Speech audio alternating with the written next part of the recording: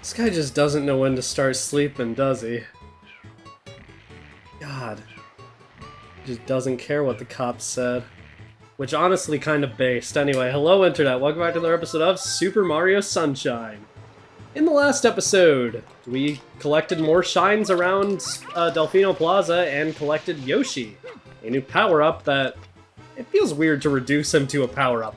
A new playable character who is going to make things a bit easier for us around here, but not quite yet. Well, sort of quite yet.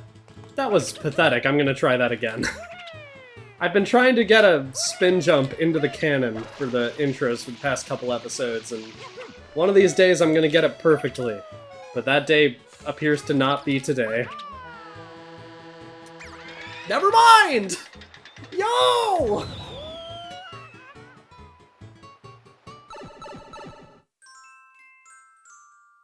The Yoshi-Go-Round secret. As I was saying, maybe a bit sooner than I was implying.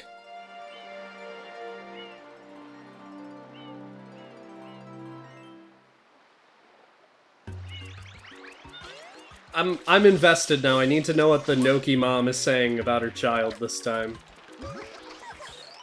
The sunflower is oh, it's the same thing. Okay, so I guess dialogue out here isn't going to be changing then. And it's good to know. Saving me time. Welcome to Pinna Park. Same thing. Wow. Nobody has anything original to say.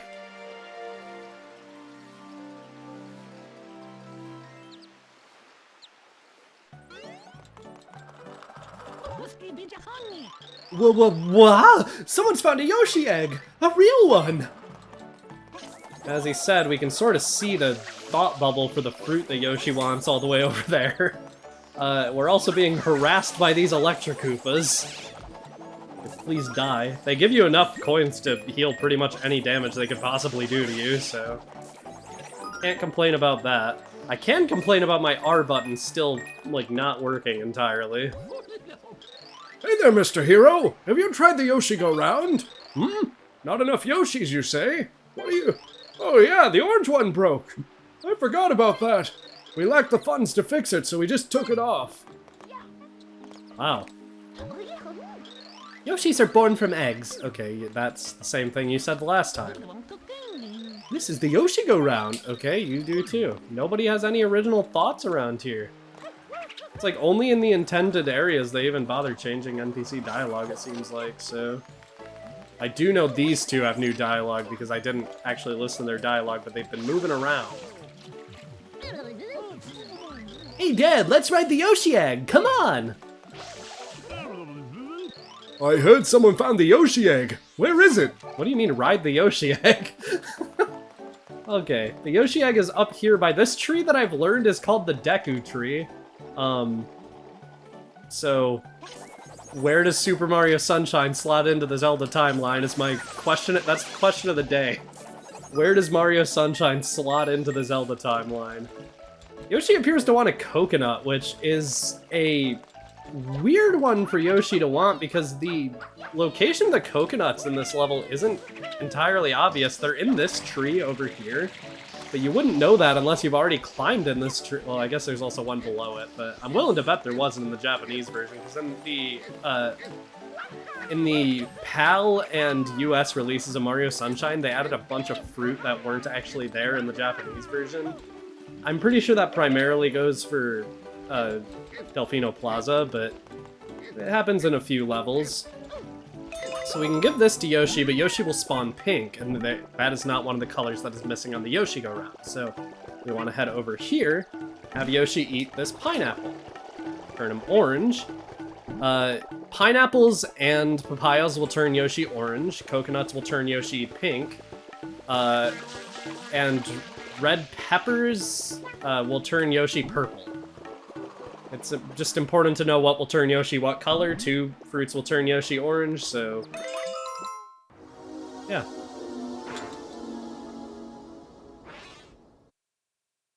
You'd think for a level named after Yoshi, and clearly themed after Yoshi's Island with that background, they would make the secret level themed after Yoshi, but nope, you don't get Yoshi here.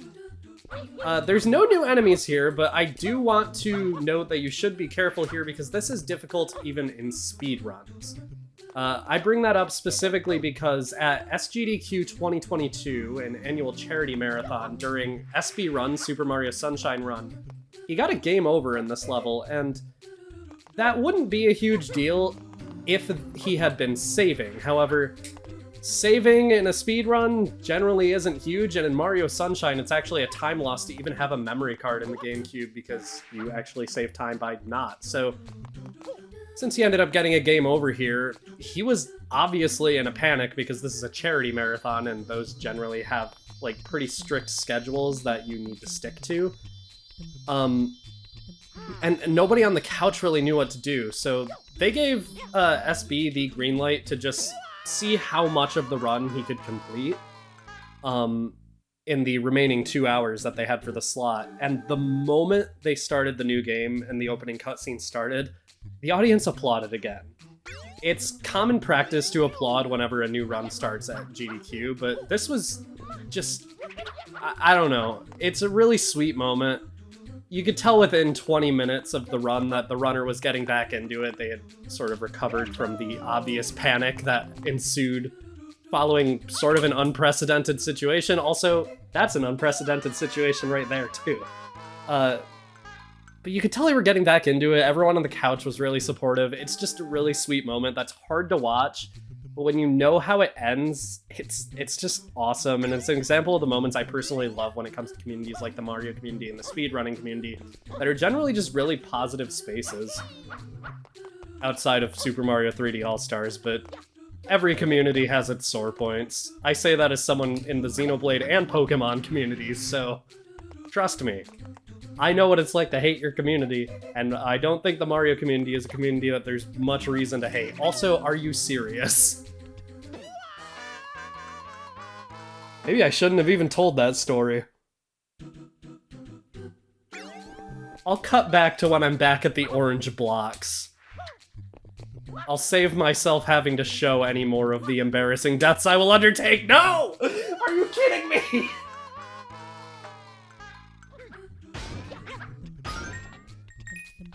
Made it back here without issue, actually, after I said that, so maybe I should just be more confident in myself and things will work out. Maybe that's the life lesson I'm undertaking here. That block can hurry up and come back, please. Alright, not dying here, that's good. Never mind! If Mario hits his head on a ceiling of any sort, he loses any momentum he had, and also just refuses to move until he is not touching the ceiling. Surely the 7th time's the charm. Surely. Hopefully this is the level I die the most on in this Let's Play, because if it's not, dear God, that's embarrassing. Like, this is at least an actual hard level. Like, I'm not ashamed of dying here multiple times, it's more just dying multiple times to the same thing. Okay, that was risky. I shouldn't have just kept the camera where it was, but you know what? We're still alive, so... Still alive for now. Safely get back down here. Move the camera this time. Get up here. Wait for the block to come down. Don't do anything fancy. Do a dive. Like a dive without much momentum. Just head back over here. We got it. Okay. Thank God I never have to come back to this level, huh?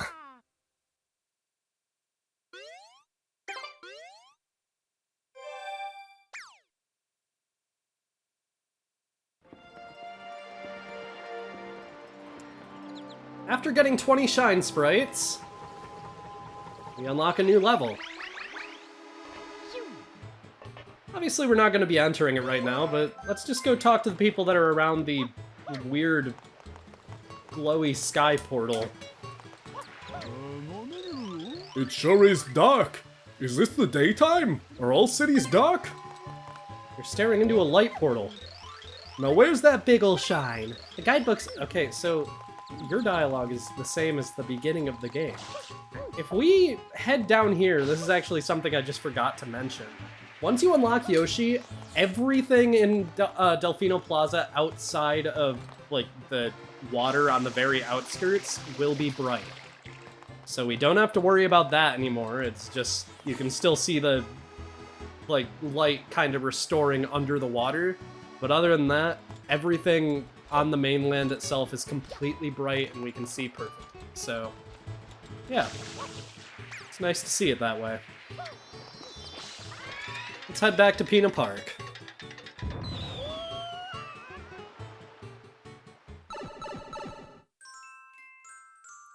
But the joke's on you, I do have to play this episode again! Okay, so, if you spray an enemy with Yoshi's juice, they will turn into a platform. The direction this platform goes depends on what color Yoshi is. If Yoshi is pink, it will go up, which isn't really useful for anything, but that's Yoshi's mechanic. I believe if it's green, or if Yoshi's orange, not green, there's a big difference between those colors. They will move horizontally, but I will check that right now because Yoshi is orange. No. If they're orange, they just stay still. Okay, so I guess purple moves horizontally. I don't guess, I know purple moves horizontally. So there you go. Back in here, luckily the red coin mission doesn't start with this section. It starts with the section where I died a whole bunch. What? Mario? No. What? No. What?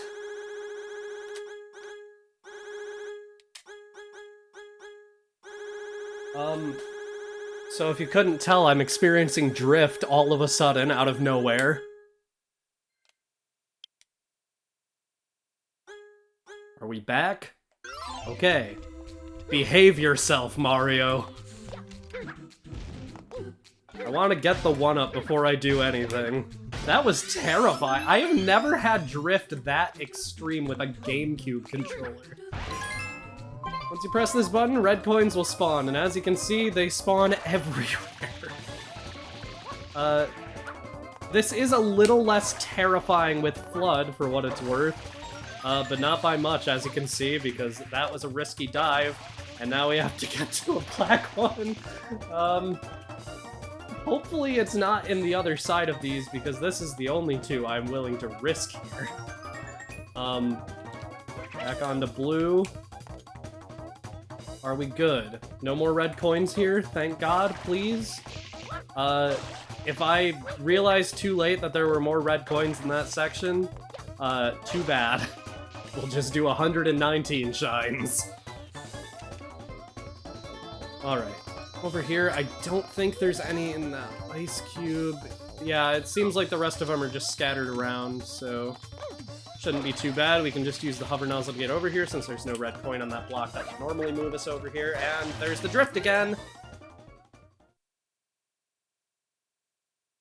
I do not want to switch to a Pro Controller though, so I will fix it.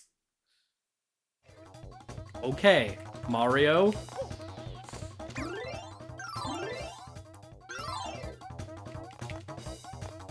One direction is not working on my controller. It is not reading inputs for one direction. Alright. For now, I suffer.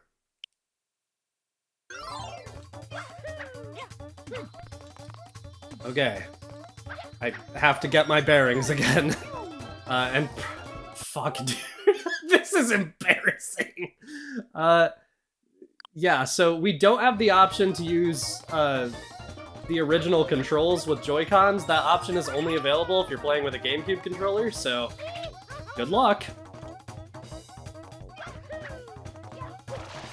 Oh, we're gonna fail this one. Okay, there we go. Got that one. This one down here. And we're gonna be cutting it really close if we do manage to win here, because... Wow. Okay, good timing with the jump there, at least. I think I can do this.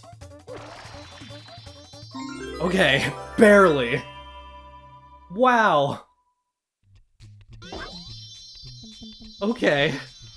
Well, if the episode title is Yoshi-Go-Drift, now you know why. Probably not the episode people who have played this game would expect to have that title.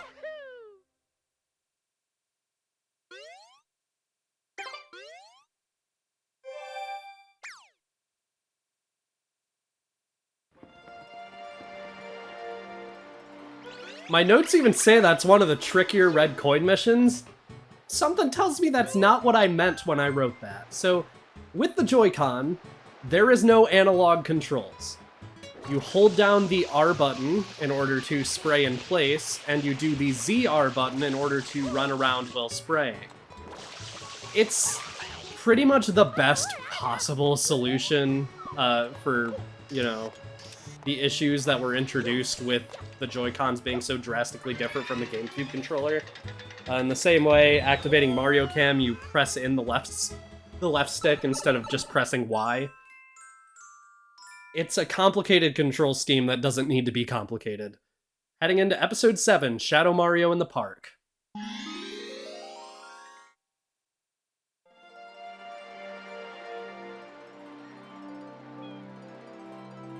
Yeah, very descriptive intro animation, as always. Oh, I can just feel how much less responsive it is with the Joy-Cons. Alright, here's Shadow Mario. That was a bad start. This version of the game isn't speedrun, very often.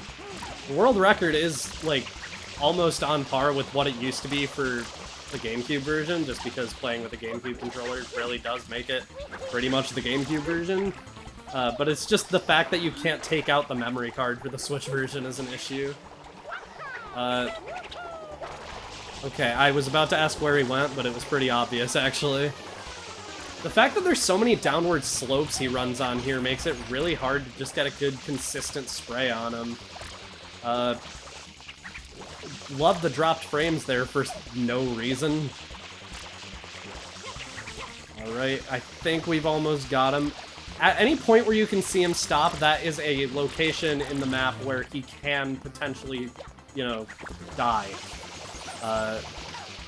That's also just a point where his pathing is determined, which it is possible to mess up his pathing and make him do something really funny. And then eventually, once his AI realizes he isn't on his path anymore, he'll just teleport back. Darn it all, I'll remember this! That's good. Means you don't have early onset Alzheimer's yet. That feels like a mean joke to make. Whatever. We've taken him out. Here's the director again. Hey there, Mr. Hero! I sure am seeing a lot of you lately. I have a soft spot for this guy. He's the only person who ever realized that Shadow Mario and Mario aren't the same person. Let's talk to some people around here. Why not? Whoa, who is that weird guy? Well, I think that about sums it up. Let's grab the shine.